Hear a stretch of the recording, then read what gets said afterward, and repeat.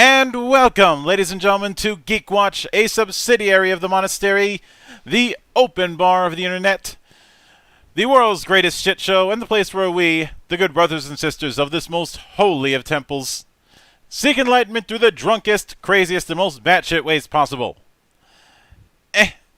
And one where we abide by the ancient wisdom of, you are making way too many sober decisions.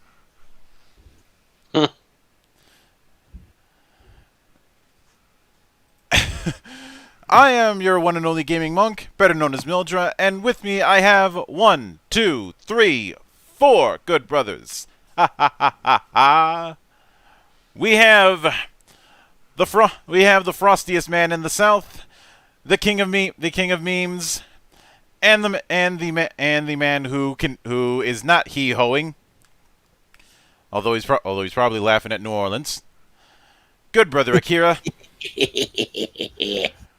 We have the man of 1,000 magical girls and the man who is currently breaking his controller over Arcana Heart. Good brother Cure. We have the Eye of Sauron himself and the living stack of comics. Good brother Doku. And we have the CEO of Zadare Enterprises. Good brother Xanatrix. How are we doing tonight, folks? Who dat? Ya blew that. Life is good, Monk. Life is good. All depends next week if history will be made or not in the NFL. But that's neither here nor there. Well, just remember, folks, no good story ever began with drinking tea. I get it.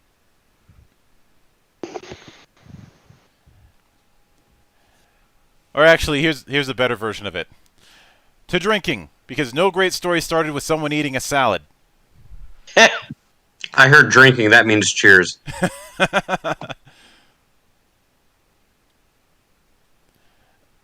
Yeah, somebody sent me an Imgur link that's just full of crazy ass chalkboard things outside of bars. One of them was Carlsberg, 1.64 pounds per pint, helping ugly people have sex since 1864. Are they wrong? There was another one that said, I distrust camels and anyone else who can go a week without a drink. I agree with that sentiment. And on that note, cheers times 2. One for each hump.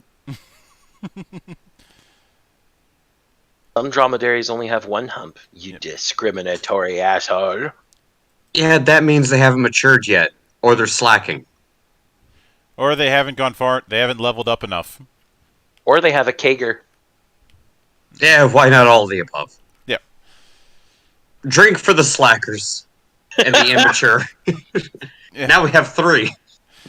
But I will freely admit that the topic tonight for GeekWatch is one that I've wanted to do for a little while, because even though I am barely tournament level, I always try and pay at least some attention to fighting game tournaments. Although, truth be told, I prefer the smaller ones because I can get away with more shit. And I know somebody who commentates for local tournaments in my old stomping grounds. And I've been a lover of fighting games for a long ass time. I'd venture that much like most of the people here, I got my start with Street Fighter. Specifically, I had the Genesis version of Street Fighter 2 Championship Edition. And mine was just normal ass Street Fighter 2 on the SNES. Yeah. At the time, I didn't have a SNES. I wouldn't have a SNES till years later. Sad. Look, I flipped a coin. I flipped a coin way back then, and the coin landed heads.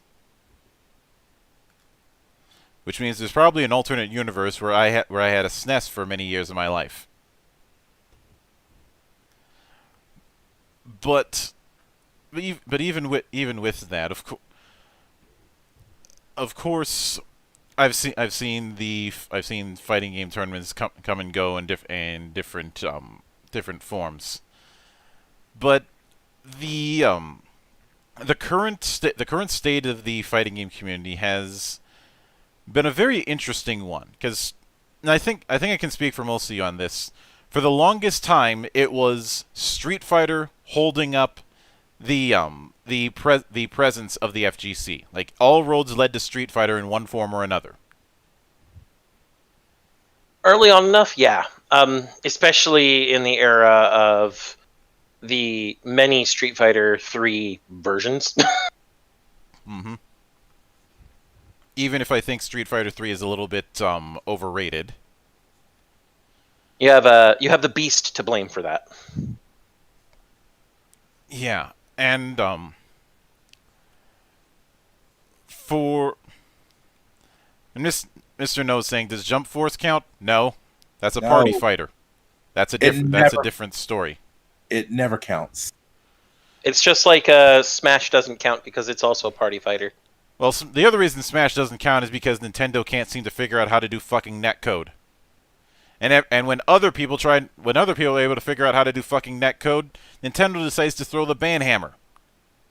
The less said about that, the better.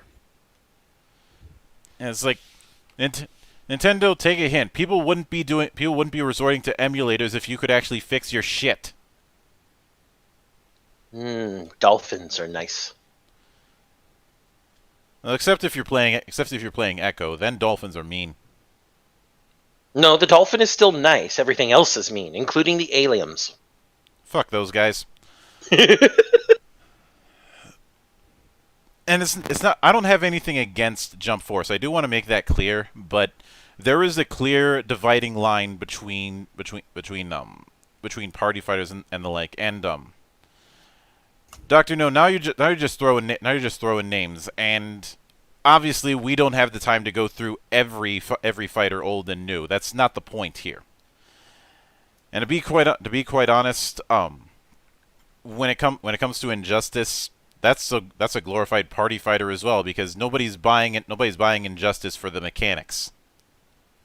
Well, I mean, if anything, Injustice is literally MK mechanics with, DC Comics characters pasted on top. Yeah, now there are certainly worse ways to do it. Looking at you, MK versus DC.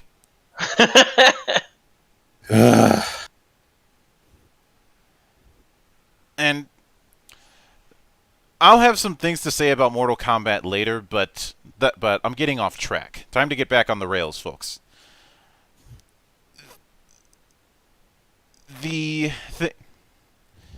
The thing is,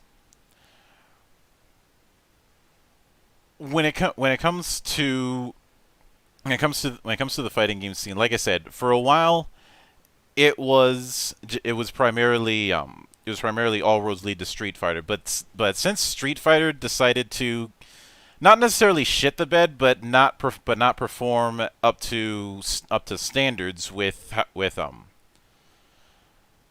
especially with 5, like 4 wasn't terrible, but it really overstayed its welcome.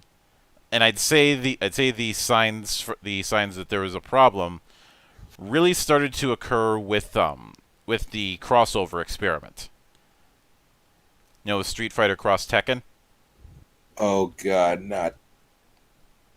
Or as it was also known, Street Fighter cross Timeout. And then, didn't we basically never get the other crossover that was supposed to occur with that? Yeah, nope. We didn't. And I want my Tekken Cross Street Fighter, goddammit. As funny as it was to see Ono and Harada poking fun at each other, although when I look at the two of them, I think Harada ended up coming out on top, because for one, Harada's a fucking pimp. Although no one will ever argue that Harada's Kazuma moveset on the Soul Calibur custom list is anything but fucking bullshit. Yeah, that definitely was. Although to be fair, when you're dealing with any sort of custom character creator, you're going to be dealing with bullshit or worse. Yeah, but Tekken level, I can juggle you with infinite uppercuts forever, does not work in Soul Calibur. No, it does not. Mm-mm. Then again, 2 words: Eddie Gordo. Do not remind me of Eddie Gordo's style. Eddie. We legit had to have Eddie banned from play in my area because because of how much of a cheap motherfucker he was back in Tekken 3. Let's just not forget that even if Eddie Gordo was cheap in Tekken 3, there was one cheaper character. Gon. The dinosaur. Why was it dinosaur in Tekken? Because it was a guest fighter, essentially. Oh, gone. Although to be fair, the Gon manga is actually pretty good. And I'm not saying it's not. It's just Gon was literally a character that was half of all moves missed. Oh, so the odd job problem again. Or the Yoda problem if we're talking, Soul Calibur. Yeah, but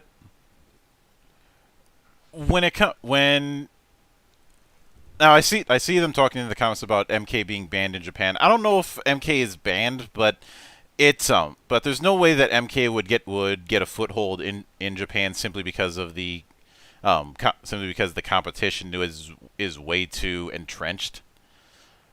But what's interesting when I look at the state of the FGC nowadays is that because of the fact that Cross Tekken was a mixed bag that eventually got better, and Street Fighter V was the epitome of a rough ass start. Like when Arcade Edition came around, Street Fighter V got better, but it had problems, and it still does. I'd say one of the big problems that I remember is people very frequently rage quitting. Hell, Kenny Omega has video after video of him doing matches, and all of a sudden the guy he's up against just decides to quit. I think I remember that. Street Fighter V had a very rough start there. Mm-hmm. I actually am gonna admit it fully. I haven't played any Street Fighters since Street Fighter 3, simply because I migrated to something infinitely better. Because it rocks you. Yes. I figured we'd get to it.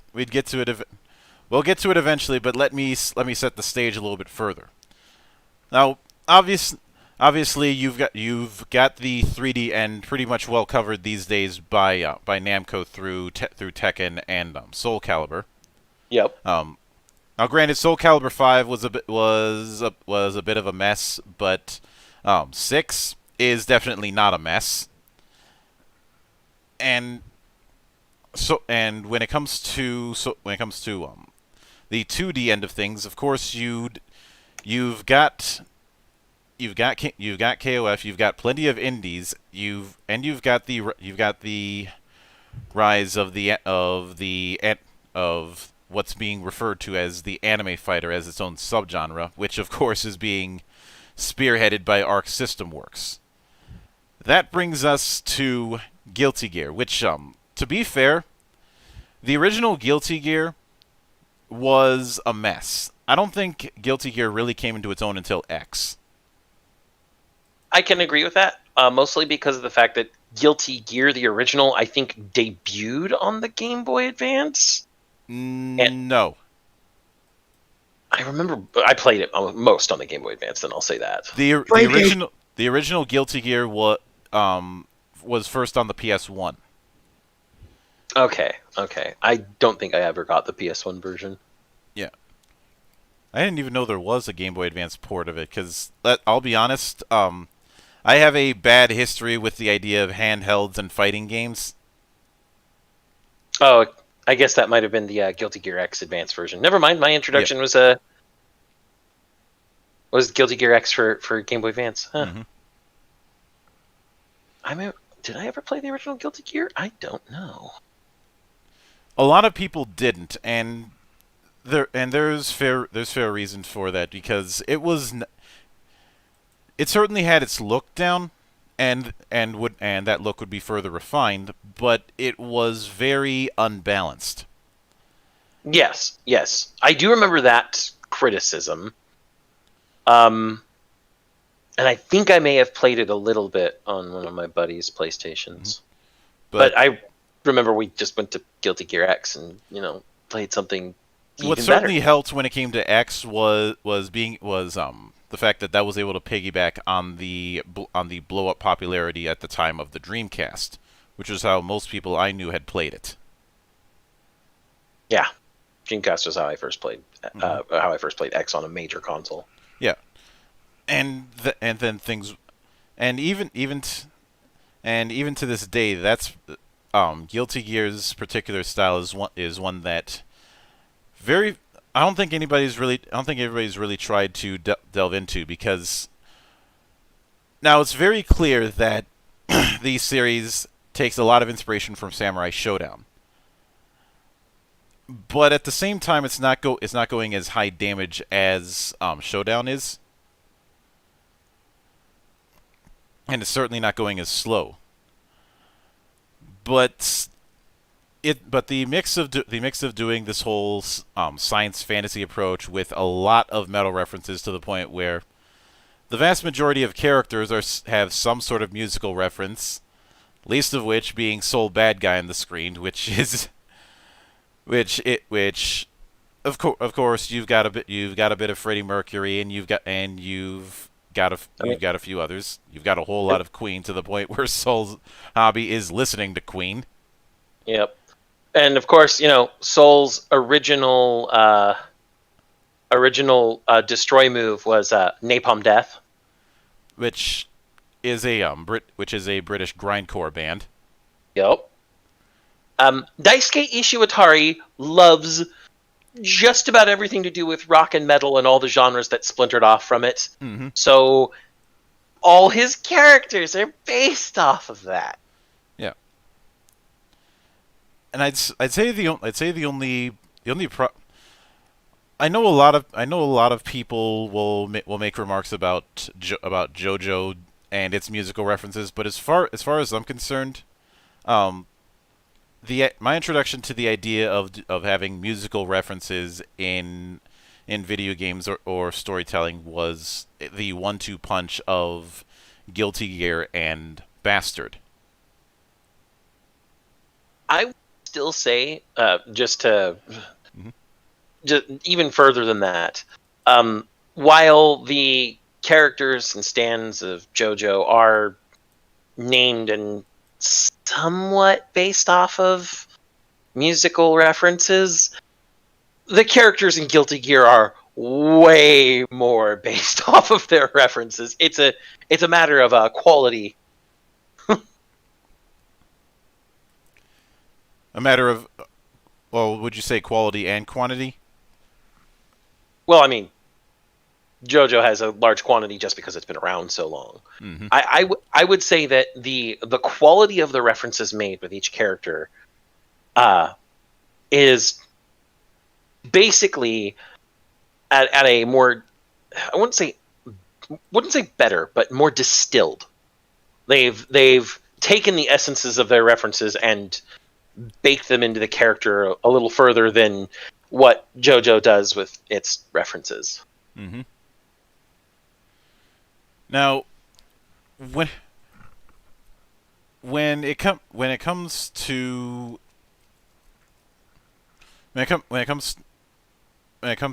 Guilty Gear as a whole, I'd say the only there is one entry in its series that isn't necessarily a fighting game, but I do think it gets a little bit more flack than it deserves, and that's Overture. It's not really a fighting game. That's the problem. It almost feels like they went semi-Dynasty Warriors with Guilty Gear 2 Overture. I think what they were trying to do was some mix of action and RTS, i.e., in a weird way, kind of predating some of the stuff we would see in MOBAs several years later. Or kind of like what Brutal Legend did in parts of its gameplay. Yeah. I mainly bring up MOBAs because of the fact that there is a bit of a lane setup when it comes to the way fights work in Overture.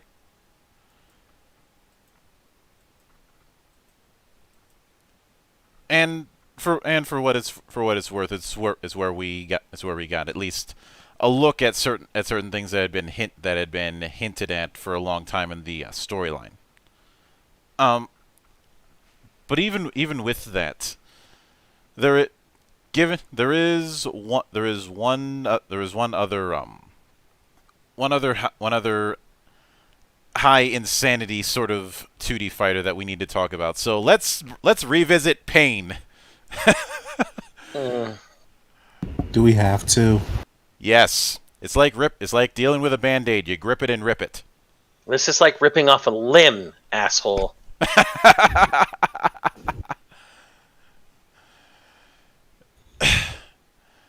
So the meta series now known as King of Fighters, which which I've been associated with in one form or another since the days of Art of Fighting. Yeah. Although I will admit, Art of Fighting 2 is a decent teaching tool for better and for worse. I think there's more on the for worse there list there, Monk. But even with that, I want to make clear that Fatal Fury, Art of Fighting, and then King of Fighters. None of these are bad games. It could be argued that there is a ceiling issue, but none of them. But I would never say that any of them are bad. Just with a whole lot of bullshit. Ugh.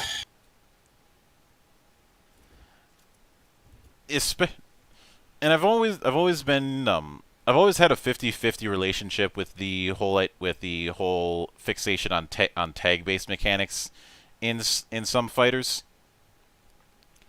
And I think the reason why is it's a little bit hard to train with for me, for lack of a better term. The saga doesn't matter when it comes to King of Fighters. All you know is that in one way or another, the final boss you're facing is bullshit. Pretty much, and it doesn't matter what form it takes. The final boss will be bullshit. Mm-hmm. It's just a matter of how bullshit it's going to be. You can have a little bit of bullshit, like say Ash. Ash isn't that bad. Yeah, Ash can be annoying, but he's not. But there's worse to deal with. On the other hand, you could have bullshit like Rugal, who is higher up on the bullshit scale, but we can go further up. Then you've got the pure bullshit, like say Geese. No. If we're going that high, you have what I like to call the trinity of bullshit. The Father, Geese Howard, the Son, Iori, and the Holy Spirit, Orochi. Pretty much. Yep. Rugo. I just mentioned Rugal a minute ago. Rugal's bullshit, but he's not as bullshit as the Unholy Trinity. Yes. I was also referring to Omega Rugo. See above. Like even Omega Rugal isn't as bullshit as the Holy Trinity, because the Holy Trinity cheats. Iori in 95 will literally make it so that you never touch the ground if you let him get a combo off. Mm-hmm.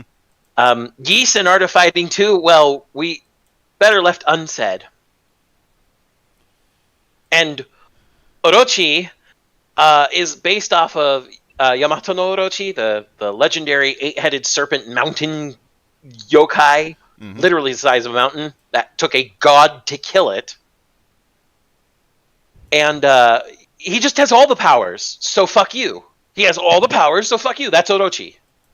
And the funny thing is, if I'm not I remember reading at one point, and this could be complete bullshit. I'll let you decide on this, but from what I recall, the character for 8 could also be the character for many.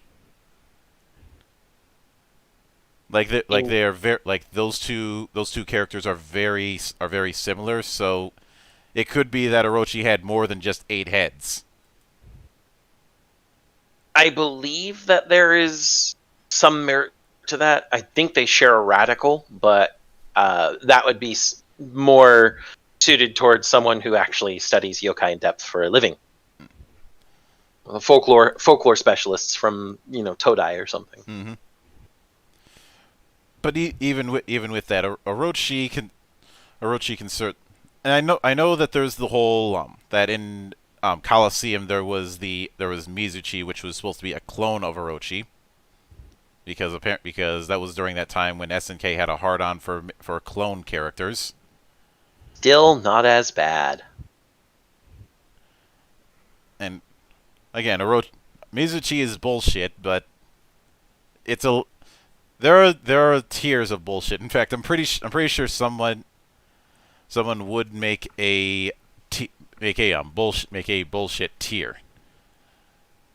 I mean, let's just give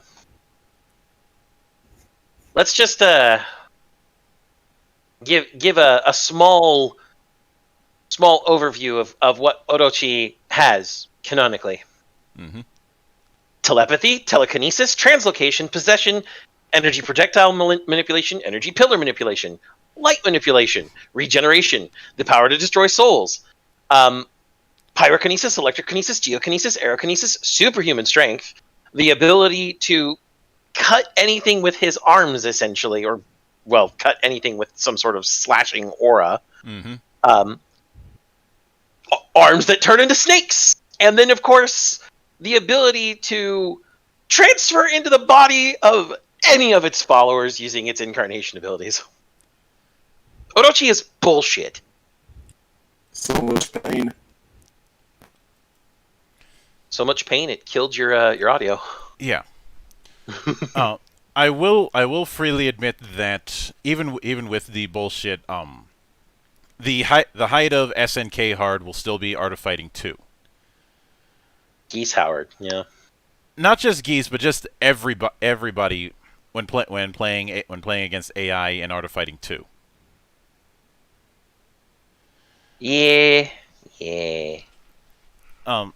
Although I will admit when it comes to SNK fighters, I've always leaned more towards Samurai Showdown, and something that I'll always find interesting, especially these days, with the popularity of the reboot, is the fact that I've seen so many people jump into Samurai Showdown expecting it to play like a lot of the more fast-paced affairs that you'd see from SNK or even from other companies, and the problem is, well, it doesn't. Yeah, Sam Show has always been a bit more methodical. Yeah, it is. I'd say Samurai Showdown is to fighting games what Gears is to shooters. Slow moving, high damage. Yep. So you have to plot out your moves well in advance. Mm-hmm. Because if you whiff, oh man, that Punisher's going to leave you on the floor. Especially since they're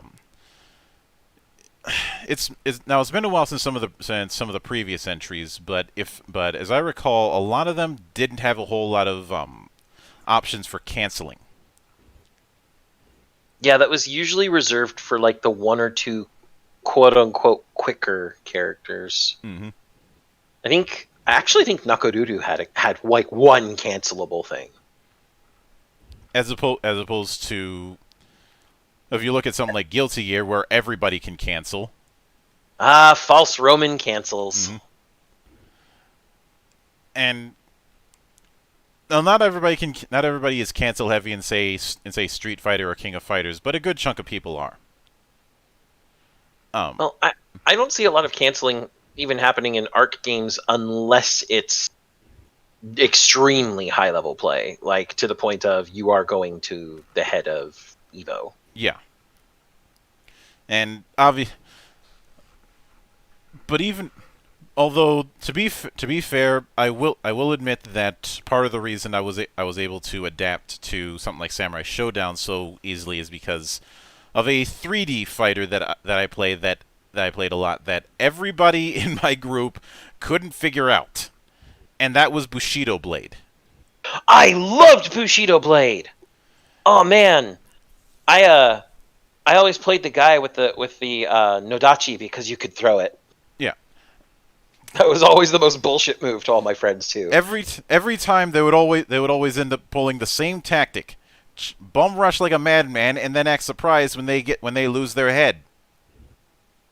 Yeah, Bushido Blade is a game that does not forgive. That game is like one hit can be death at that point because there's no real life bars. It's a wound system. Yeah. And they tried to do a split screen not a split screen but a multi-screen first person mode, which was cute but probably a little too ahead of its time. It'd be interesting to try that again in VR these days, though. Not that I would do that because I'm not buying a VR. I'm not buying an Oculus. That's a good point. In Bushido Blade, any opponent who had a gun was fucking bullshit. Mm-hmm. But you dodge bullet. We're apparently everybody with guns is heavy in that game. Yeah, pretty much. Something else that I always find interesting is the way 2D and 3D fighters evolved separately from each other. 2D fighters, I would say, with rare exception, are largely focused on territory control, whereas 3D is more about controlling momentum. Yeah. And you can even see that as early as Street Fighter 2 and Virtua Fighter. Yeah. Although when it comes, Virtua Fighter is the place where the turboest of the turbo nerds live. But it's also one of the earliest 3D fighters. I had to bring it up. Yeah. Just remember, everybody, beware that giant shoulder shrug. You will die. Yep. I've fallen victim to that many a time. And I'll give Virtua Fighter credit for making at least a noble attempt at trying to do drunken fist in a fighting game. It's not the best version of it, but it's at least a noteworthy attempt. It's like it's basically me going with the whole at least you tried cake. Yeah. But the one that actually has the best version of Drunken Fist, and I know I'm going to get some flack for this, is oddly enough in Dead or Alive, which I know a lot of people will dismiss because of fan service. I get it. Everybody remembers the stripper, but I would be lying if I said that there were some entries in that series that I actually enjoyed. Even if certain bosses can be bullshit. Hi, Alpha 152. I still hate you. And Itagaki is a piece of work.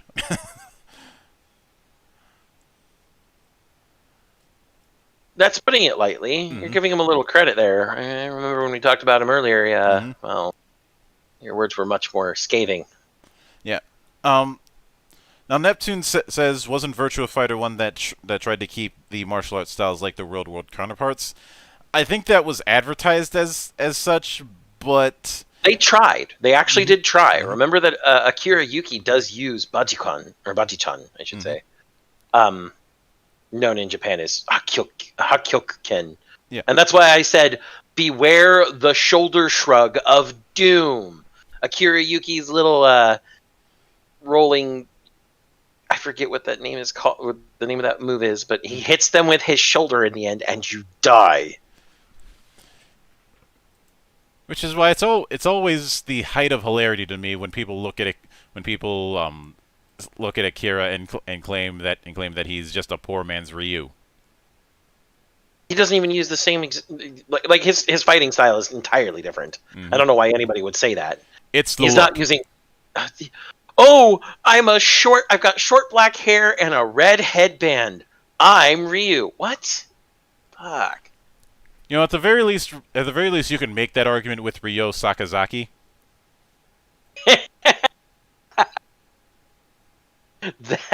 That is true.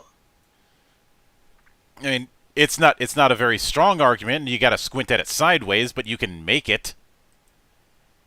I would say Ryo Sakazaki is... I mean, technically Dan didn't exist at that point, but he does look like he could be an inspiration for Dan. I think it's been pretty much confirmed that Dan Hibiki was Capcom making a parody of Ryo Sakazaki and Robert. Yeah. So Mr. Karate himself. And granted, when it comes to 3D fighters, obviously Tekken's kind of been the standard bearer for a long time, and which I would credit with it being the fighting game representative for the PlayStation 1. Even though there seems to be a thing where fighting games really don't come into their own until their second game. You ever notice that? I mean, has anybody here besides me played Street Fighter 1? I have, and I'd rather not do it again. Yeah, that's and it is funny to go back to the original Street Fighter simply because of how many characters that would be quote unquote new actually made their appearance in that game.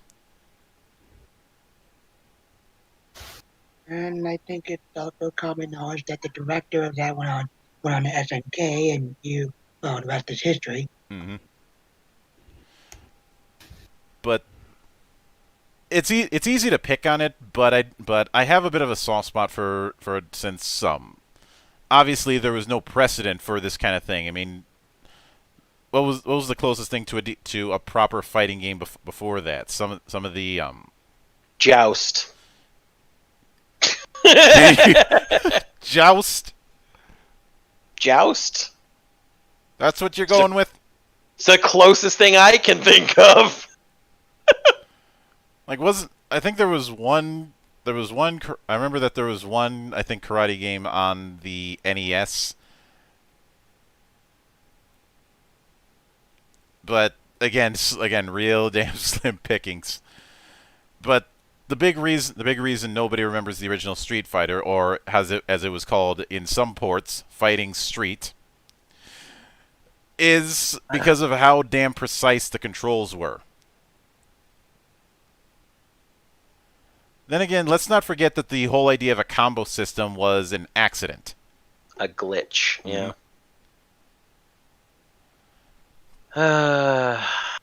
Remember, people, if it weren't for Street Fighter 2 having a glitch that made the game more fun, you wouldn't have combos in today's fighting games. And of course, combos would be further refined with stuff like Darkstalkers, aka the game that Capcom is going to eternally tease me with. We're never getting another Darkstalkers game. And then later on with Killer Instinct. And I will admit that the The double helix run Killer Instinct was one of those situations where everything leading up to that should not have worked. That one really should have failed, especially given that Double Helix at the time did not exactly have the best track record. Because I mainly remember them at that point from their G.I. Joe game, which was shit, as you might expect, because it's a movie license game. And we have a better G.I. Joe game made by Konami. It's called Contra. Yeah, pretty much. And then the attempt at trying to make Front Mission into an action game with Front Mission Evolved, which was a complete shitfest. I'm gonna be fair. Front Mission Evolved is a guilty pleasure of mine. I can see it in the sense that there weren't a whole lot. There was kind of slim pickings when it came to mech games in the 7th generation. Yeah, it was fun. It was fun because I got to play giant robots that were faster than, Mech Warrior. I was gonna go with Armored Core, but fair point. Well, no, because we had just had Armored Core 4 and 4 Answer, where all the mechs had been sped up to high hell and back. Yeah, and the fan base hated it because the fan base hates fun. Don't remind me that the fan base hates fun, and that's why we won't get COE 3 either. See, now you've got me pissed off. That's Konami's fault again. Yeah, a bit of Konami. That is definitely Konami's fault. Well, when it comes to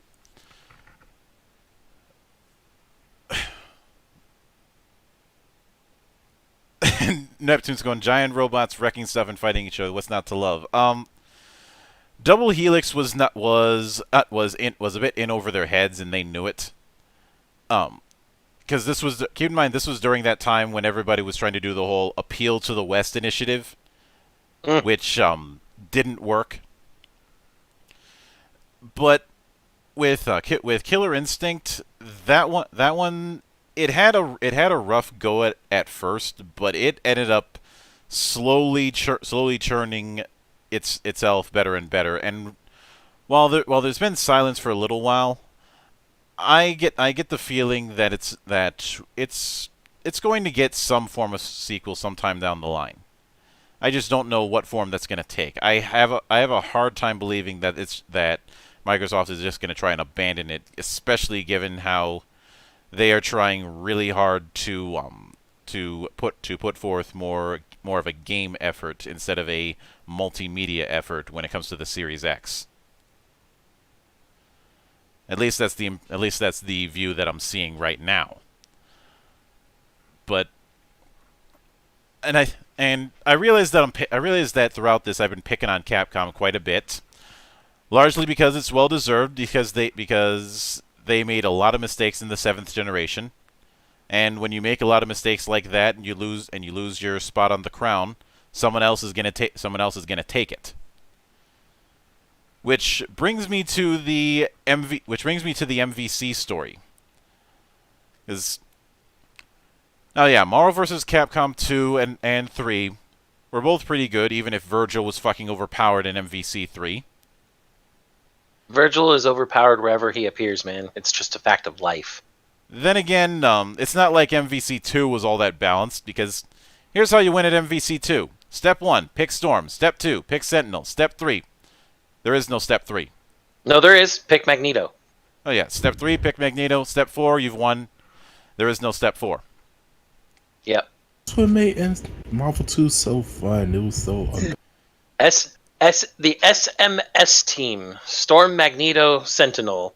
The reason that they were the best characters in MVC2 was because they were the 3 characters that could fly. And thus, zone control didn't work on them, and they had the inherent advantage of zone control over literally everyone else. Cable?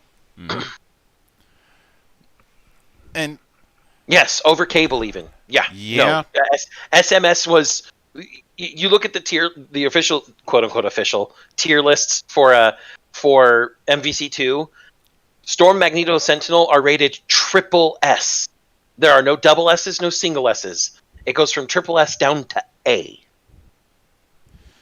Pretty much. Now, I was actually one of the people who defended the roster when it came to MVC3, because was it unfortunate that certain characters weren't in? Yes, but that was a consequence of Marvel having a bit more pull as far as who was going to be in the game and who wasn't. And unfortunately, that pull would only get worse, because that was one of the big things that completely killed off Infinite, was the fact that so many fan favorites weren't in there. But to be fair, Capcom didn't do themselves any favors with that whole "oh, they're just functions" comment. I remember that. That was a good gaffe to laugh at and then cry about in private. Mm-hmm. Especially when you're dealing with a game that is full of a lot of, for lack of a better term, fan service. People are going to want to see. People are getting the game for those characters, not for functions. And to be completely fair, MVC Infinite is not a bad game. It just made a really, really bad first impression because, for starters, there's the character issues, like I mentioned, and a lot of characters that just came right out of nowhere. Although the sad thing is, it actually has a better looking Captain Marvel. That's not hard. Yeah, Setting the bar pretty low there, Monk. Yeah, I realize that, but there was also that initial trailer that was not very flattering, especially the possibly the ugliest Chun-Li I've ever seen. The ugliest characters of any type I've ever seen. All the characters look fugly. Yeah, and I don't think that there was any meat behind the supposed rumor that the Capcom characters were made ugly as some kind of sabotage, because that was a story that was making the rounds at that time that I distinctly remember. Except Capcom was the one legitimately developing the game. Even for Marvel to have quote unquote done that to sabotage Capcom, they would have had to somehow interfere directly with the graphics design process at Capcom. Mm-hmm. And when it comes to that's it's definitely unfortunate, and it's one of those cases where all the characters had certain issues with their look. I'd say it was more of a rushed out trailer that was the problem than anything else. Probably. But when it comes to the actual gameplay, there were certainly some issues, and it definitely took some getting used to the fact that you were dealing with a 2-person team and an Infinity Stone gimmick. And some Infinity Stones were definitely more useful than others. It certainly had its perks, but the big problem was a case of, oddly enough, Arc System Works coming in and stealing their thunder. Here we go. Because just as they were trying to get a foothold, Arc System Works announces that they're working on a DBZ game, Dragon Ball FighterZ. The best Dragon Ball fighting game ever created at this point. Mm-hmm. Budokai 3. Budokai 3. The Budokai series is fantastic. Good 3D you mean fighters. you mean Budokai Clone? The don't get me wrong, the Budokai series, fantastic set of games. Budokai 2 was better than Budokai 3 for one, and for two, Fighters is still better. Yeah, the thing is the Budokai games are still party fighters. Yep. 3D party fighters. Whereas Fighters was not designed as that. It's certainly a bit. But the big reason why I bring that one up to kind of steal its thunder is one, the look of the game, obviously, and two, it was a 3-on-3 tag fighter, which was falling right into the niche that Marvel vs. Capcom had drifted away from.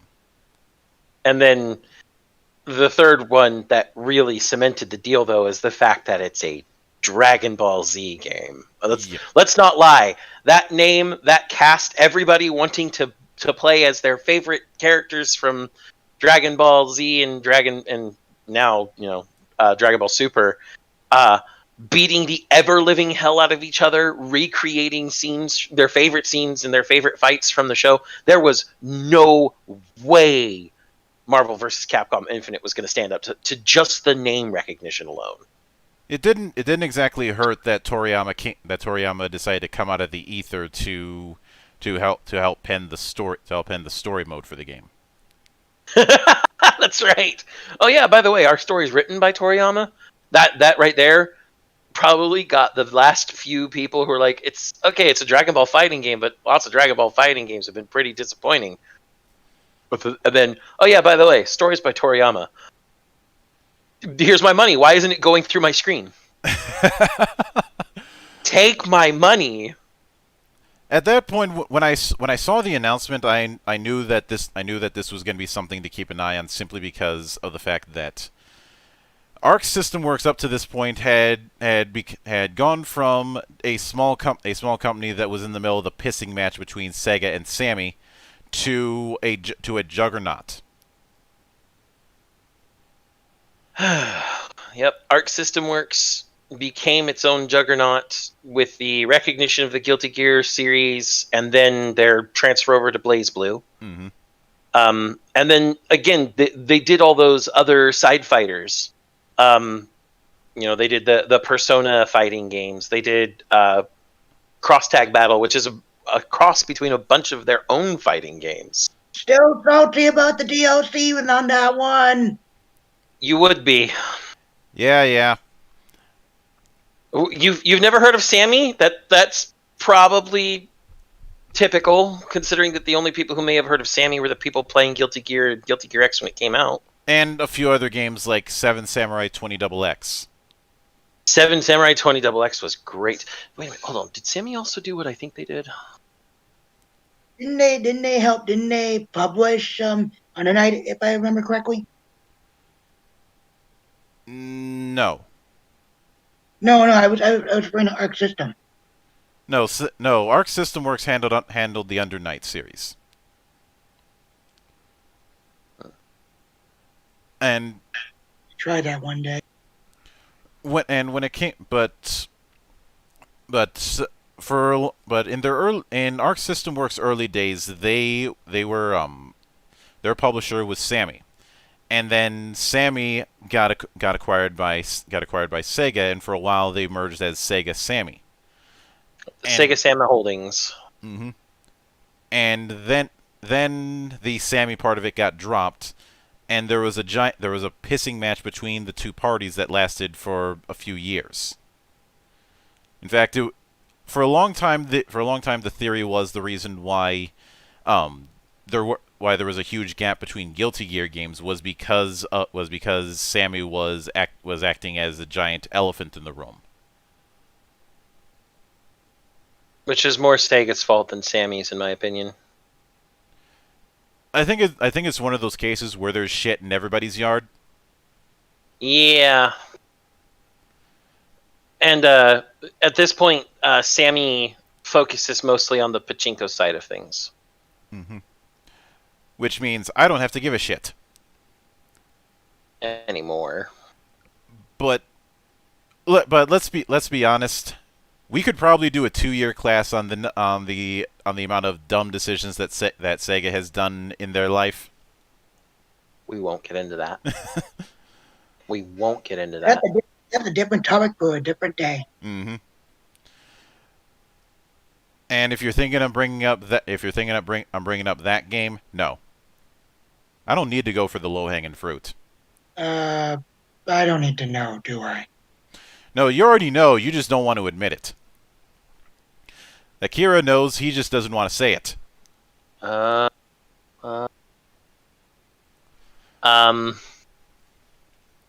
I legit don't know. Oh. Monk, DM, do you want to remind him of what exists? No, just DM it to me and I'll look it up.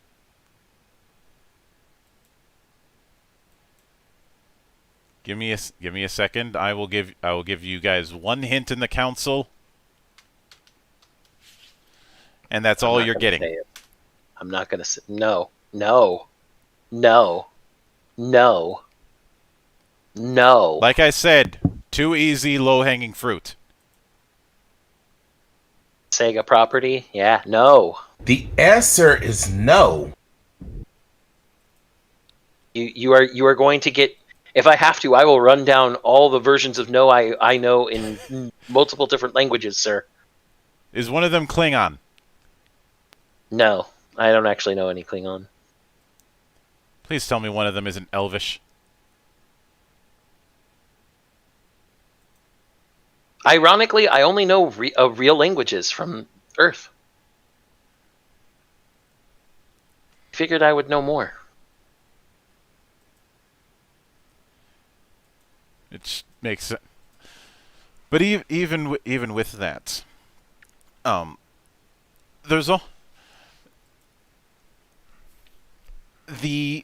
also been the fact that in addition to these varied franchises that have helped bring things up, there's been, much like how there's been the rise of the indies when it comes to the vast majority of the video game scene.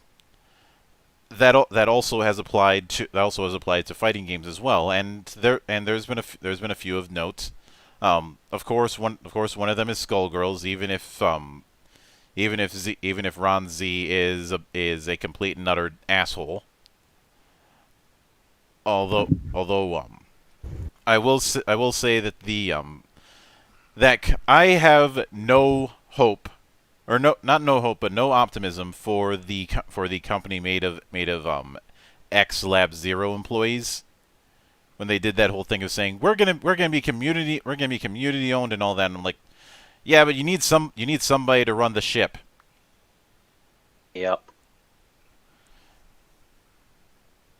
So, but there's been a few others. I mentioned this before we went live, but the one game that I thought I'd never get to actually see in a playable state, Card Saga's Wars, is now playable. And not only that, it's playable online. And it's definitely one that I recommend people at least look at, just to marvel at the sprite work, because unlike a lot of Mugen games, it's not reusing other people's sprites, and I say that because whenever I'm really bored, I'll just watch a Salty Bet live stream, just so I can see what sort of bullshit combinations you get in that. But Card Saga's Wars looks, dare I say, professional. Well, at least as professional as you can get with Mugen, even though they're not using Mugen anymore. They moved to Ikemen. Mm-hmm. So they moved from Infinite to Pretty Boys for some reason. You know, I would make a K-pop joke here, but that's beneath me. There are a lot of things beneath you, Monk. Yes. Like every K-pop stan ever. Yeah, but that's not setting the bar high again. That's like the floor. Literally everybody who walks is above that. Okay. Okay, let's see if I can set the bar at least a little bit higher.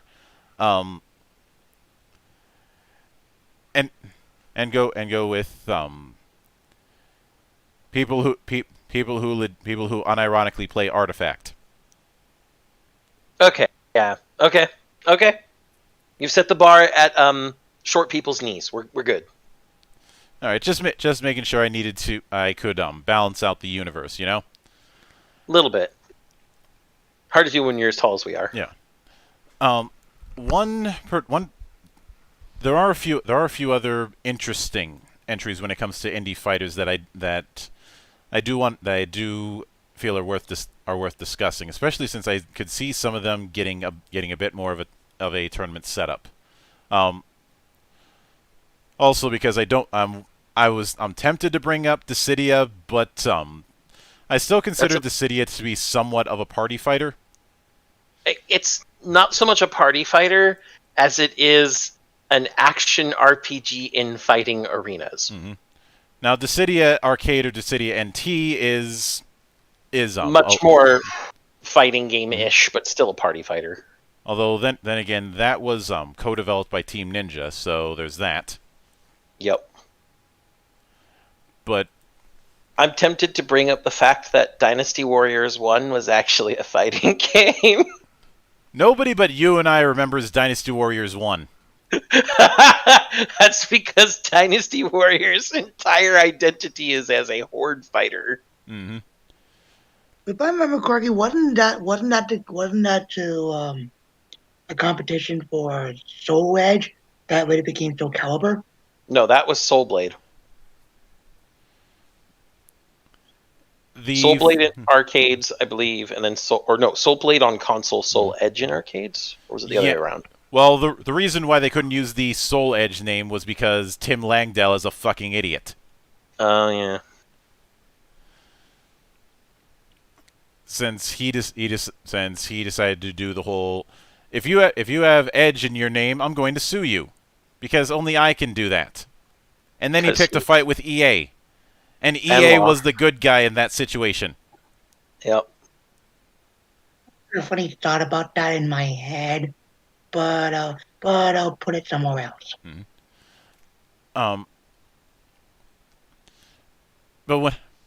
But Fantasy Strike is one instance of an indie fighter that I feel should get some more attention. Largely because of the fact that it is a very, very good teaching tool. The whole idea with it is taking a fighting game and basically cutting down the fat. So instead of focusing on teaching move memorization, it's more about teaching the sort of meta that you would see in fighters. Placement, the understanding of zoning, the understanding of frame trapping, that sort of thing. Things that eventually become muscle memory. Yeah. And that's why I think it's a very, not to mention, Fantasy Strike was developed by Serlin, the same guy who was instrumental in bringing Street Fighter 2 Turbo to HD.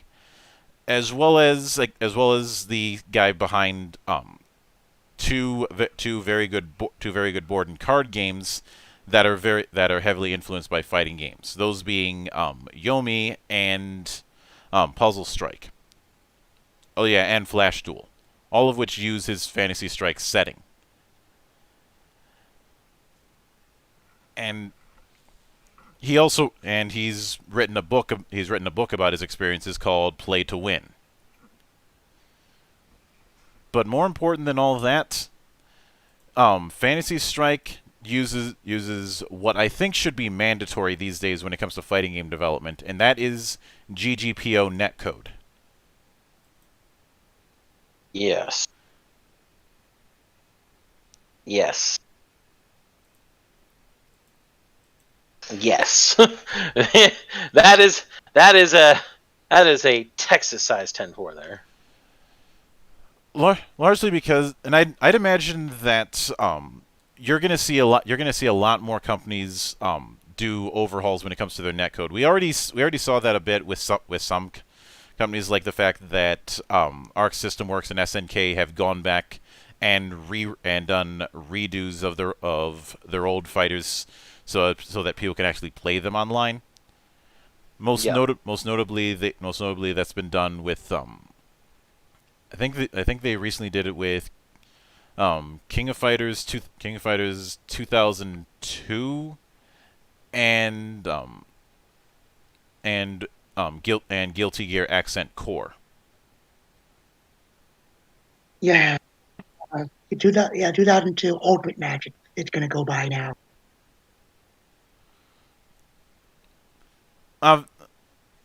Obviously, you guys know what I meant by the whole thing, but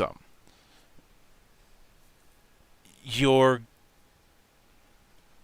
going to see that a lot more.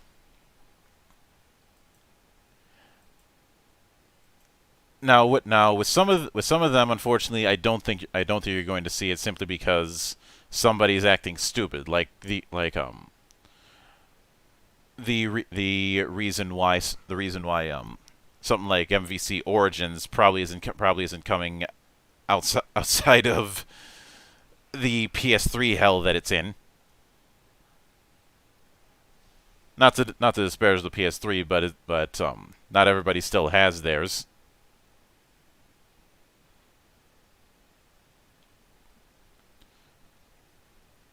Yeah. Man, GGPO is actually, just thinking about it. Sorry, I'm ruminating. Mm-hmm. For anybody who doesn't understand how GGPO works, traditional netplay for fighting games has been to delay the fighting game state until input is read, and then feed it across the servers, which led to a very sluggish and halting gameplay feel. GGPO uses prediction models and then a rollback system. Attempts to predict the next inputs from the characters based on previous inputs, and just plays them without having yet received them. And if any of the inputs don't match what was predicted, it actually rolls back to a point where the input discrepancy occurred and executes the inputs as they received it at that point. To simplify, it's almost to the point of not actually being accurate. Mm-hmm. But that's the simplest I can break it down. So yeah, the reason Monk and I are great advocates for GGPO, other than the fact that it's also open source and was developed by someone who is a fan of fighting games. I believe it was developed for the specific intent of being used for fighting game tournaments. Yeah, because Tony Cannon did not like how Street Fighter 2 Hyper Fighting worked on Xbox 360 netcode. He's like, this is crap. But for some games that you may have played out there that include GGPO built in, Skullgirls and Street Fighter 3 Third Strike Online. Mm-hmm. Just two of probably very many that aren't listed. I could go through them all if I really wanted to. But you were right in saying that Accent Core Plus R was one of them.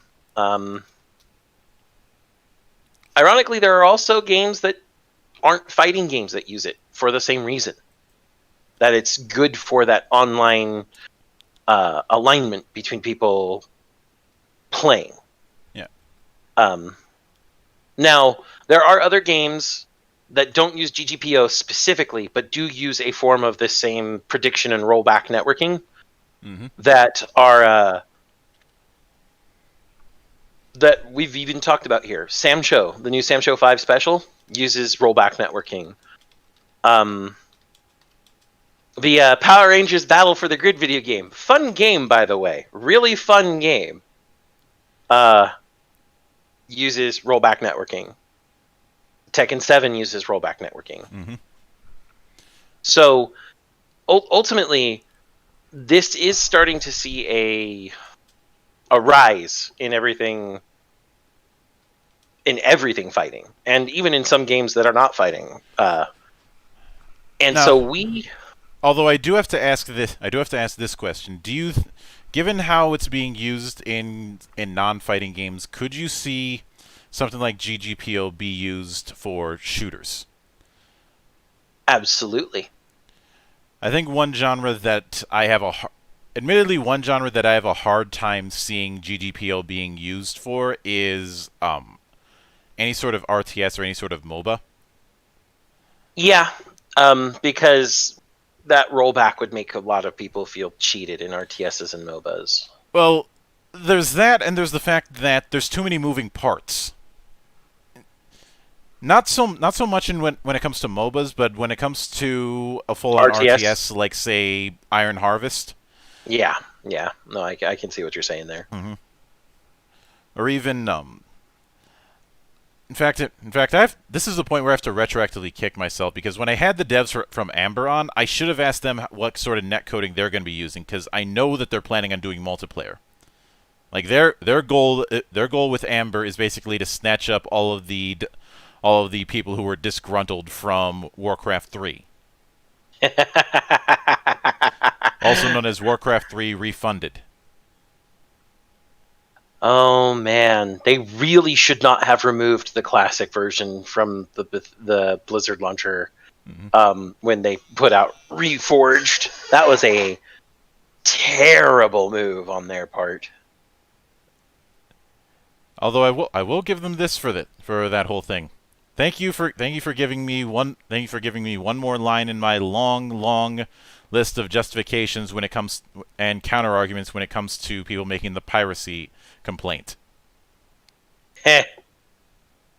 Service issue. Mm-hmm. But because of that, I think given the situation with the fighting game scene as it is now, Capcom is not going to be in a position for a while where they're going to be the guy as much as they were in the past. And it's largely because of the fact that they made too many mistakes and didn't capitalize when other people did. Which is why this varied state where instead of the look at the lineup when it came to Evo. Instead of it focusing solely on Street Fighter, you had a bunch of different games that were focused on, some of which made their debut, and some of which even more so were up until that point complete unknowns to the scene. Like I never expected to see Grand Blue Fantasy Versus in there. Yeah, Grand Blue Fantasy Versus getting into Evo was considering what Grand Blue Fantasy is initially. I was like, but Grand Blue, what? One of my buddies that I talked to, who's really big into fighting games, who for the longest time just called himself Narukami, and then later, well, a word that I can't say on here because then you'll lose your YouTube channel, and your Twitch channel. He was big on fighting games of all types. He still does CMVs.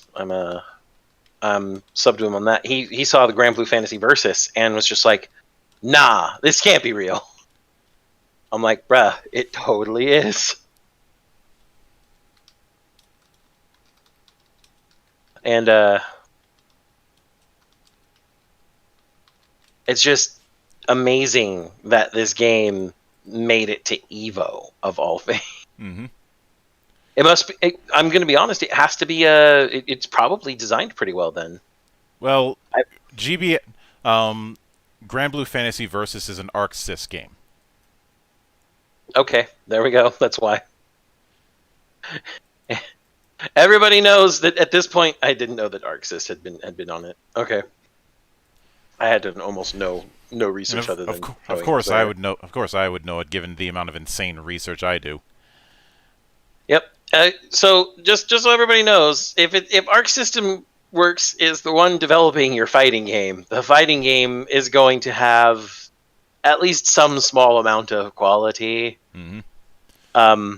Especially considering that with their move to 2.5D to make things a lot more cinematic. By the way, best move they could have made, especially with something like Guilty Gear. Mm-hmm. You're getting an even more polished and even more just exciting experience. It's what we always saw in our heads playing Guilty Gear X and X2, and now it's in all of these games. Dragon Ball FighterZ, Grand Blue Fantasy Versus, Guilty Gear Xrd Sign, and well, all of the Xrd series, really, actually. Mm-hmm. It's just everything's starting to match what was in our head, and I think that the people at ArcSys know that. Yes. And they're just like, okay, you guys like what we're doing. We're making what you are seeing in your heads.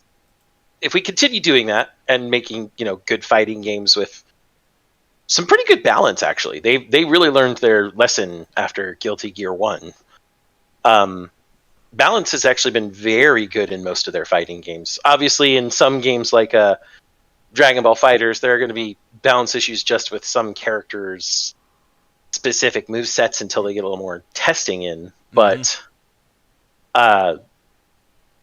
beyond that, you don't feel, in most cases, that any character, if you're facing another human opponent, is bullshitting you. Arcade modes aside, I mean, there are go back to Guilty Gear X2 and play any boss mode Eno, and you go, this is bullshit. These are moves you can't use as Eno when actually using her. But yes. Well, it could be worse. You could be dealing with boss mode Justice. You take that back. I don't need to be spammed with Michael Sword and Gamma Ray over and over and over again. If anything, I'll be the one spamming Michael Sword and Gamma Ray using Gold Justice. Damn it! What? I like Gamma Ray. I'm just heading for tomorrow. How could you hate it? How could you hate a move that has such a lust for life?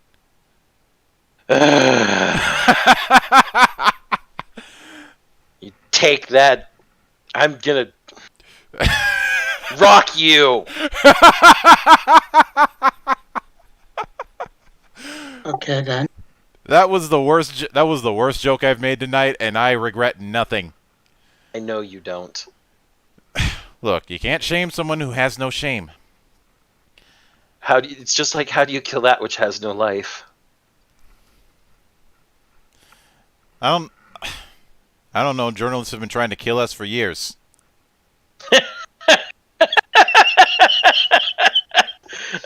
You see, no, now you've got the order all switched there, Monk. That's how does that with no life kill us?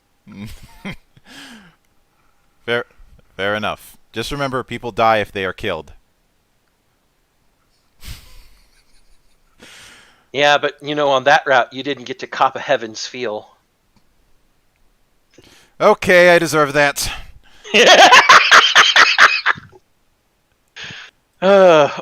Actually, that brings to mind the Nasuverse / Tsukihime line of fighting games, Melty Blood. Mm-hmm.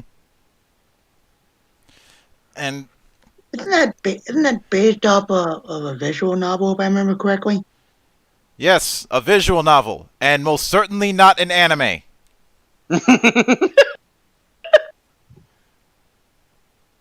Because visual novel and nothing more. Yes. Because that anime never happened, it doesn't exist. And anyone who says otherwise is wrong. I have never even heard of it. Well, a lot of things go over your head.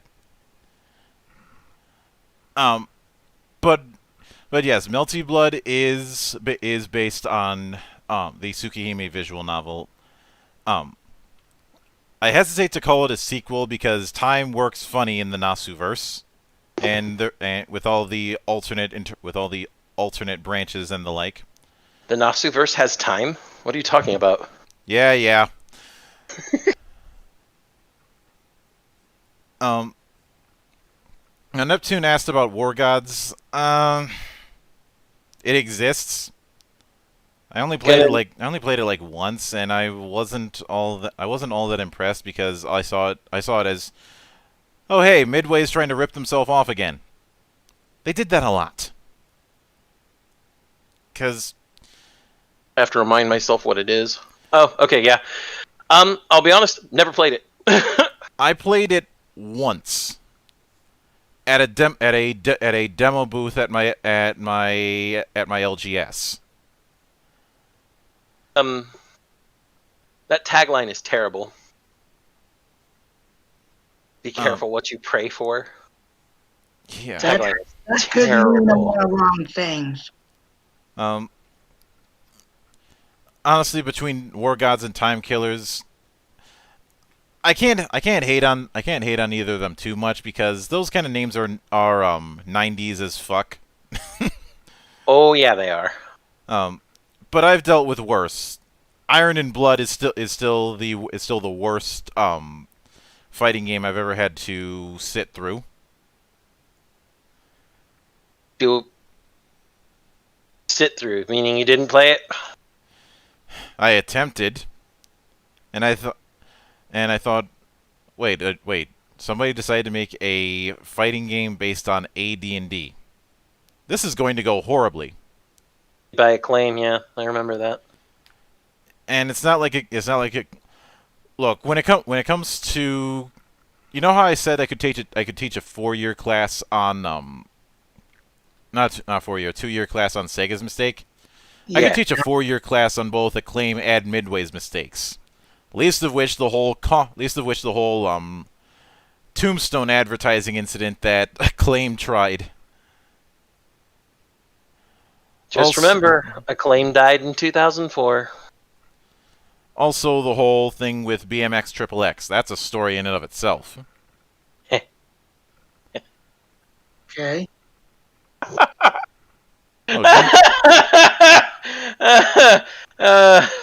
That game was a fucking drug trip. You've reached a special level of fail when at the store I frequented at the time, that game was a black bag game. And if you know anything about black bags and LGSs, you know exactly where I'm going with that. It's also in the back section. It's behind the curtains. Pretty much. We're using the... Did you know that those curtains still exist at rental stores in Japan? I didn't, but that doesn't surprise me one bit.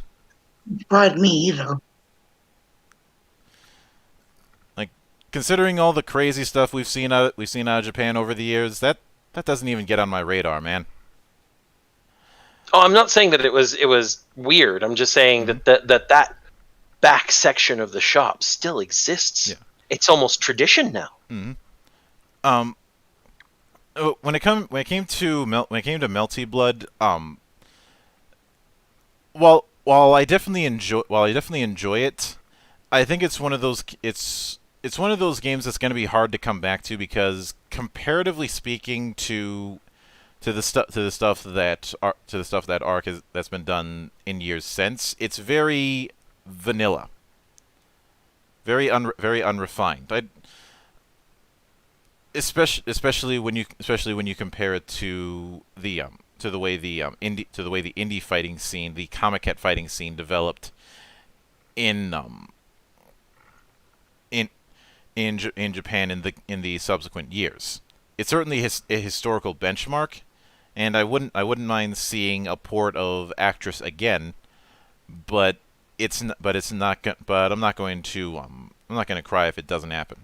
Although, given that the Tsukihime visual novel is getting a remake later this year, I don't know. Maybe we did get Actress Again current code in 2016. Okay, that I didn't know about. Worldwide, April 19th, 2016 on Steam. Um, but when it comes to now, one question I can see being asked is why have we spent so little time talking about Mortal Kombat? Now, to be fair, Mortal Kombat has always been a series that I have enjoyed the look of, enjoyed the lore of, and the like, but not enjoyed the actual gameplay Mechanics. of it. Yeah. The big reason for that is for a lot of the games, it's always felt very stiff. Yeah, go ahead.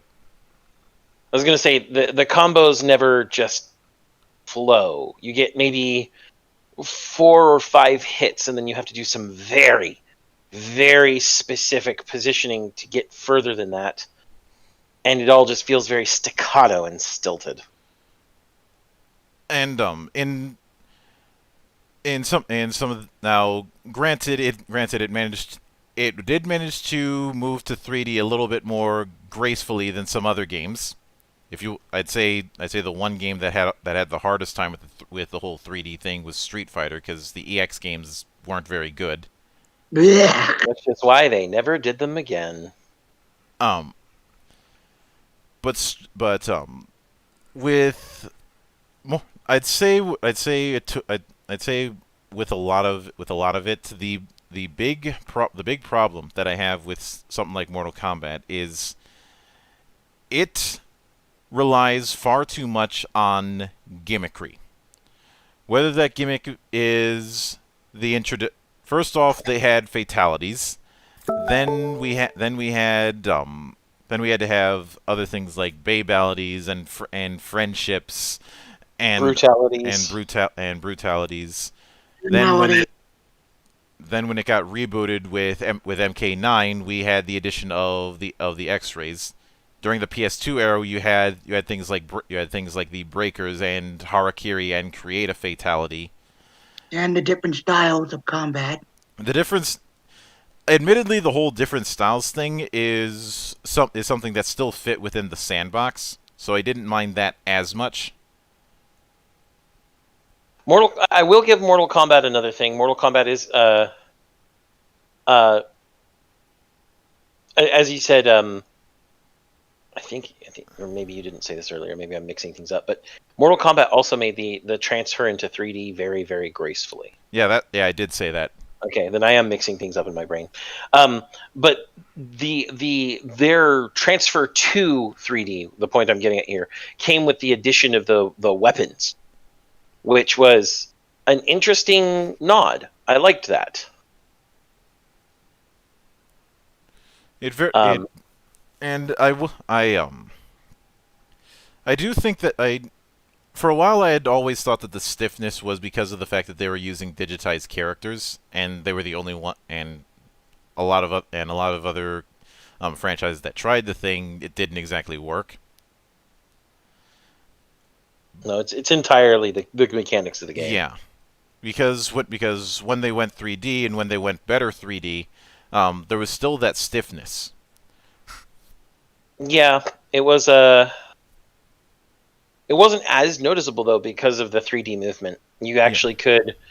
It was a little more fluid just from the fact that you went to a 3D plane. Yeah, but MK11, I know that it would be very easy to dismiss the game because of the fact that they decided to tone down fan service in a more hypocritical fashion, i.e., tone down the fan service for half of the cast, but have everybody else be shirtless.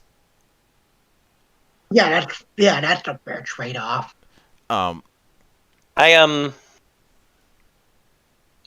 gotta say there is if their concern is sensitivity, the fan service is not the first thing they would need to address. Well, there was that whole comment about how nobody would go into a fight in high heels. It's a fantasy. It's fiction. It's oh my. I've made it clear over the years I absolutely despise the realism argument and I want it dead. I just point to Ivy Valentine every fucking time. Stretch, dude. Ready him on. Then again, so many people try and bring up the whole chainmail bikini thing to the point where I made it a magic item in a campaign once just to spite people. especially since if somebody's actually read the Red Sonja comics, she's not in that getup as much as people think. That's just a cover. Mm-hmm. That's just a cover. Are the people on the covers of comics wearing their leotards all the time? No.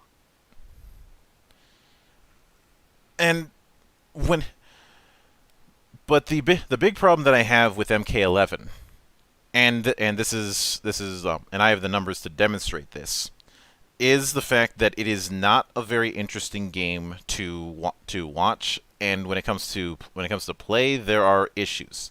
The stiffness is one thing, but a bigger issue is the fact that I am big on reversals in multiplayer games. The idea that even if you're getting your ass kicked, you can still have some chance of eking out a victory. We've all seen gifs and clips of the come from behind victories that happened with Street Fighter 3. Yeah, I was about to say the entire reason Evo made it onto the map as a bigger championship fighting game tournament was because of Daigo the Beast Umehara at one sliver of life left on Ken against... Was his opponent Justin Long at that time with Chun-Li? Yeah. Against Chun-Li. And she's got half of life bar left. Mm-hmm. And he parries every hit of her super combo. Every hit. And then hits her with the Shoryurepa and for the win. Yeah, and of course the crowd goes nuts when it happens. Remember when it first was uploaded to the internet, I fucking freaked out. I was like, holy shit! Largely because I'm pretty sure. All right, stay frosty, man. But a lot of times when you see that kind of thing, it's usually a case of, okay, this person's screwed. There's no way they're going to come back. They may as well just throw it, and that didn't happen. And there's reversals like that in all kinds of competitive games. It's those sort of stories that are the reason people watch these sort of things. Everybody loves the underdog. A more recent one I remember, Dragon Ball FighterZ, Maximilian Dudes come from behind win. Yeah. And because of the fatal blow mechanic that was added in MK11, you don't really get that opportunity. You don't get a lot of opportunities to see a reversal. I'm not saying it's impossible, but it doesn't happen often. When somebody has a clear advantage if somebody has a clear advantage in health midway through a match, there's no way to reverse that. It's very clear that that person is going to win, and moreover, a lot of the flow of matches that I've seen, and I have watched a lot of matches, because obviously if I'm going to make these kind of statements, I need to do my fucking research. So I was watching stream after stream after stream when it came to this sort of thing for hours, and a lot of times the flow of matches would end up being very, very samey. And that's why I say it's not an interesting thing to watch, and that's why a lot of MK11 streams don't get the viewership that other fighting games do. And it's not about having a flashy look or anything like that. It's kind of the same factors on what makes a good or bad fight scene in a non-interactive piece. seeing the dance at play. And when there's not much of a dance, there's not much of a reason to watch. And I know it's got its diehards as any long-running franchise will, but I was not surprised when I saw that it wasn't going to be on Evo, because it's not bringing in the views. And at the end of the day, even if it's a gaming tournament, Evo still has to manage itself like a business. Yep. We're no longer back in the days where everybody can just sit around and watch in the building and cheer at people having come from behind wins. Yeah, that's not to say that kind of thing doesn't happen, but when you've got to fill up a building the size of what Evo fills up, even if it's digital these days, those servers aren't gonna come cheap. The fact is, you need stuff that's gonna pull in those kind of views. And honestly, when it comes to fighters that are using 3D, when it comes to it, the question ends up coming up of why should we spend so much time with MK11 when there's so many other games that have much better audiences. What's really funny is while Evo itself didn't have MK11, their open tournaments that happened during last summer did. The other thing to note, and this is why I say that NetherRealm Studios seems to be more interested in chasing blips in the radar than actually building a foundation, is you only really hear buzz about Mortal Kombat when they bring in some sort of guest character. And I have defended when Namco has done guest characters in the past, but the thing is, when they do it, it's within a small umbrella. Like with Soul Calibur 4, you had 3 guest characters and a handful of characters that were designed by different manga artists. But that was it. But with MK11, they've had way too many guest characters over the years.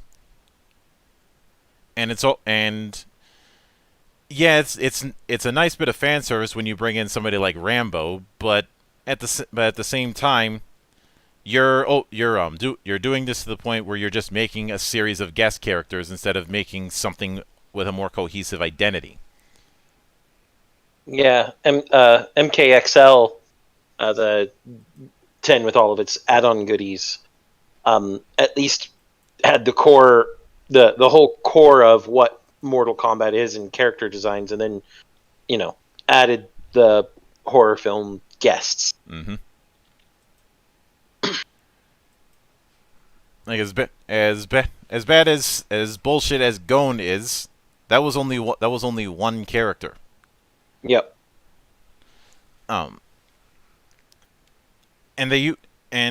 with a lot of the other cases that do guest characters, again, it's usually just a handful, not the majority. I think, barring Soul Calibur 5, Soul Calibur has done guest characters really well all the way since 2. Although platform-specific guest characters killed me. You haven't gotten over Soul Calibur 2, have you? No. I thought so. It wasn't fair that I couldn't get Spawn or Link, you assholes. No, I just had to have Heihachi. If I wanted Heihachi, I'd just play fucking Tekken. In fact, I had Tekken on my PlayStation 2. If I wanted Heihachi, I'd just go play Tekken. The salt must flow. Luckily, we don't have that much of that situation anymore, especially with we're starting to see platform agnosticism among a lot of developers. So I'm hoping, I'm praying one day we'll get a Soul Calibur 2 remake of some sort with all 3 characters on it. I would like, as tempting as that would be, I'd imagine that there's going to be licensing issues with a few of them. And I'm not even talking about Heihachi or Link. I'm talking about Spawn, yeah. Yeah, Spawn and Necrom, because Todd McFarlane is very protective of his IPs. Yeah, but they did a good job with it. He liked them. Mm-hmm. So, like, if they ever came back and was like, yo, we just kind of want to re-release 2 with all 3 characters, stacked on one. Actually, the more that I think about it, the company that probably would be the biggest problem child in this is Nintendo. Maybe. I don't know. Maybe. I mean, well, Heihachi's under Namco's umbrella, so that's not going to be a problem. But Nintendo has a rocky history when it comes to playing with others. Yeah. Which is why I will always appreciate the Project Cross Zone games. Mm-hmm.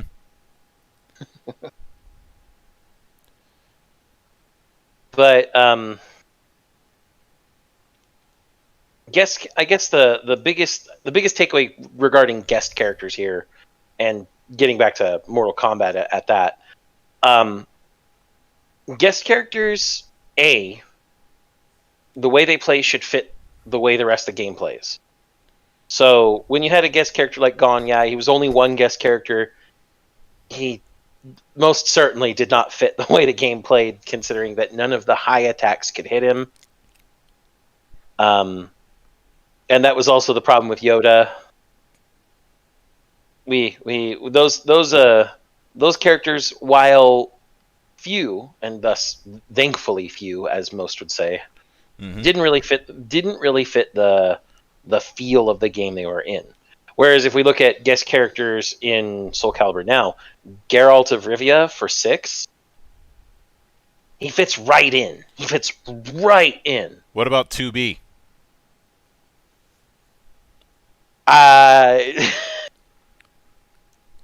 Actually, yes. Yes, 2B does fit in. What's her name? The little girl Raphael started following around. Amy. Oh. Yes.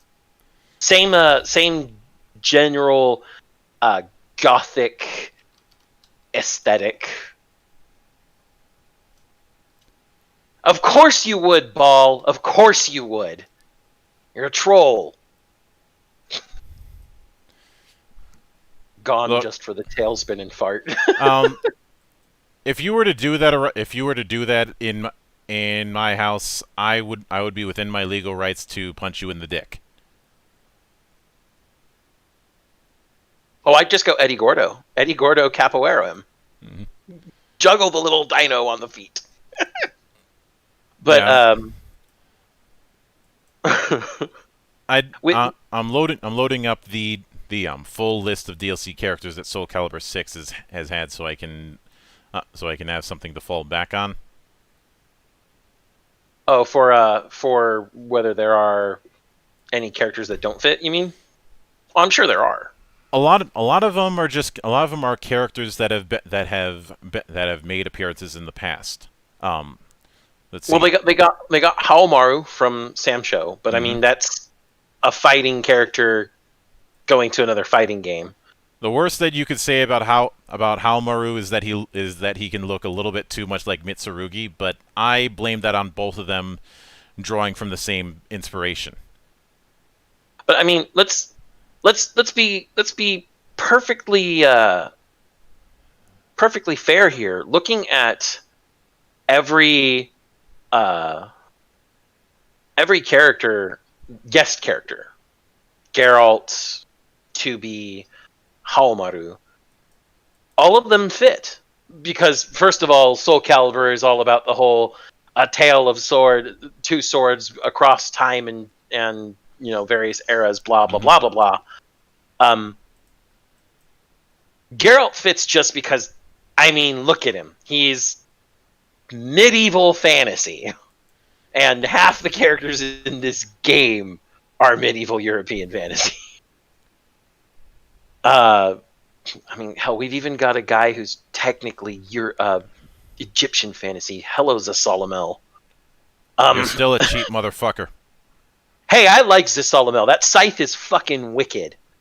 But With Haomaru, you've got feudal Japan, which we have characters from feudal and warring eras of Asia. yeah, And then, of course, with 2B, she's one of the off-the-wall characters. But even then, we've got off-the-wall characters like Amy, like fucking Voldo,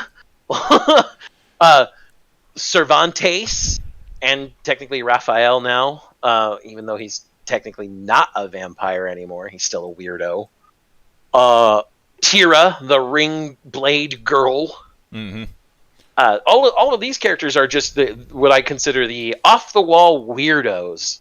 But And of course, but with Yoshimitsu. Yoshimitsu is basically a Japanese Robin Hood. Yes. But a lot of the DLC characters that Soul Calibur has done are either returning characters or one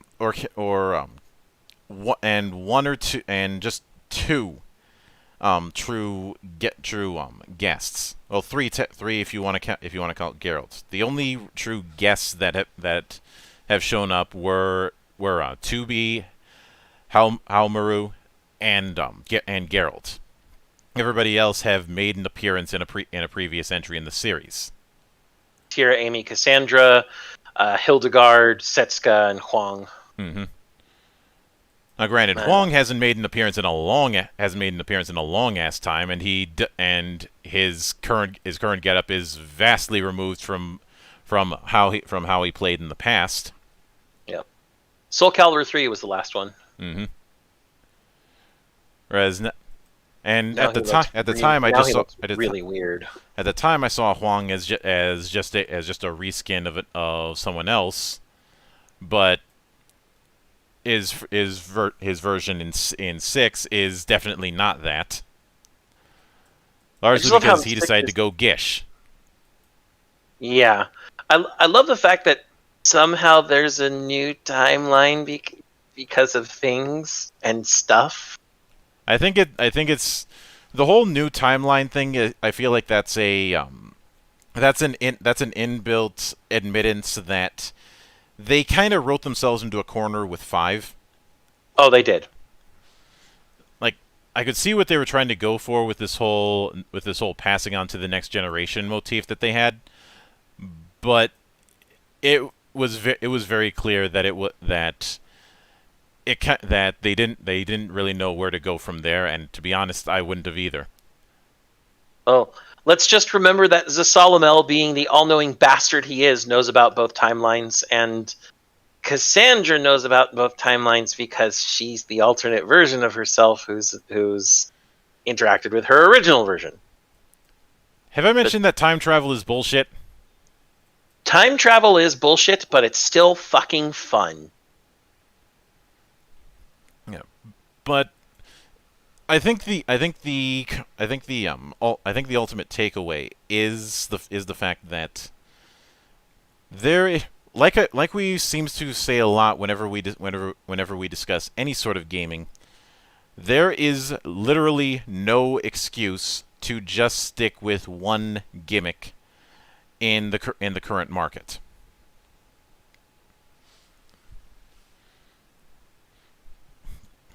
That's true. And this is also kind of where MK went real bad with their guest characters. It seems like the game is starting to revolve around them now. Yeah. Jack, let me see how. It's funny that I type in guest characters And the first suggestion is MK11. The second suggestion is Critical Role. Ew. But let me load this up. It's gonna take a bit because it's gotta be slow as all fuck. The Terminator, the Joker, Spawn, RoboCop, Rambo. Okay, that was no help. It just showed all the guest characters throughout the series, so that was useless. That's too many.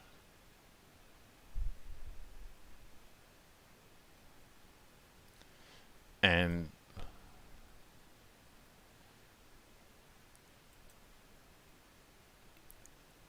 yeah, I'd say only a handful of the guest characters in MK11 actually or not guest characters, just DLC characters actually feel like they belong. Really, the last one that really felt like that was Fujin, who's been in previous entries. Yeah, Fujin is definitely something. I am.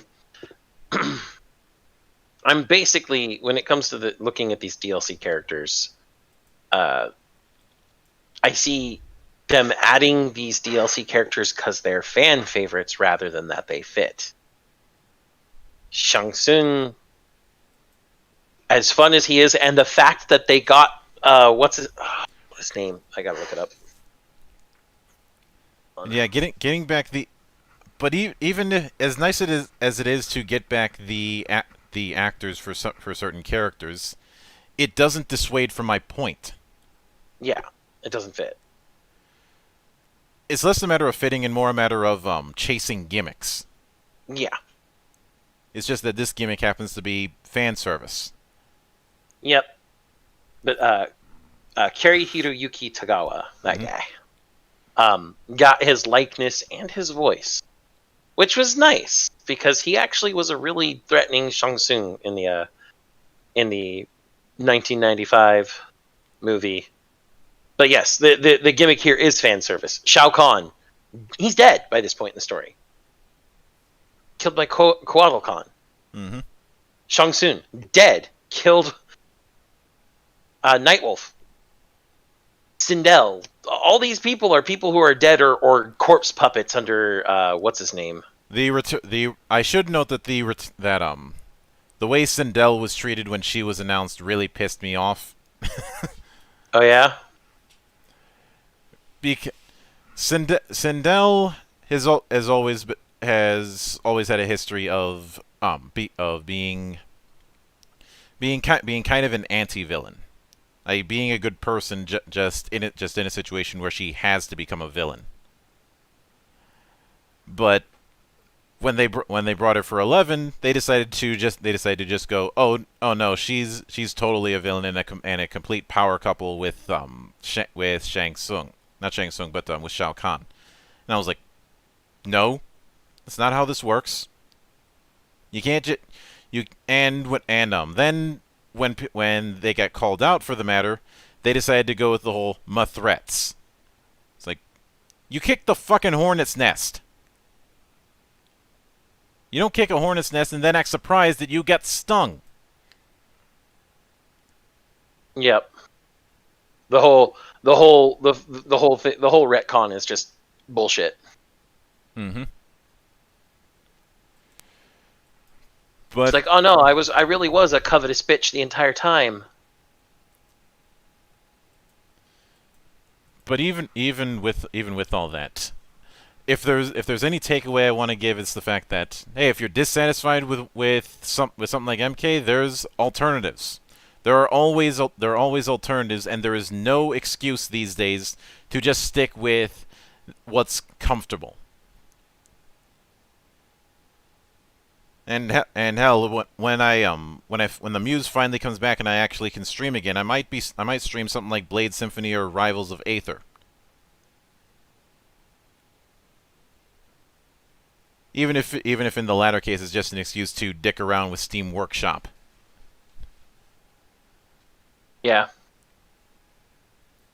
But there's so much out there that can satisfy any niche that sticking with, say, just Street Fighter or just MK or just Tekken or something like that, I don't accept that anymore.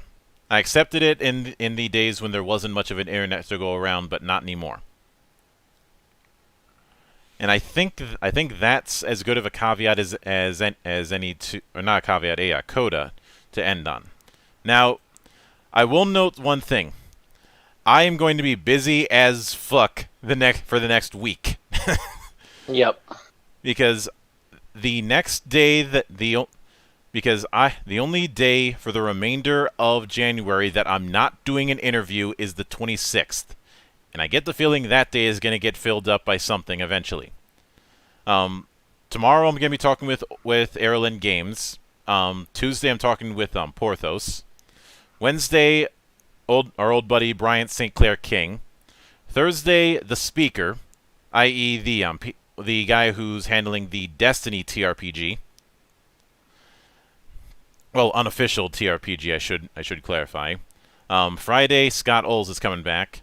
And Saturday, Alessandro Rivaroli, so I can get some international flavor. Sunday, Elderbrain. And of course, Sunday night will be the next iteration of GeekWatch. And let me just take a look at what's going to be on the chopping block that week. Give me a Oh, hey. We get to bully one of my favorite punching bags. Oh boy. So, keep an eye out for that, folks. But until then, on behalf of the good brothers present and not present, my name is Mildra. I am your gaming monk. Stay fucking from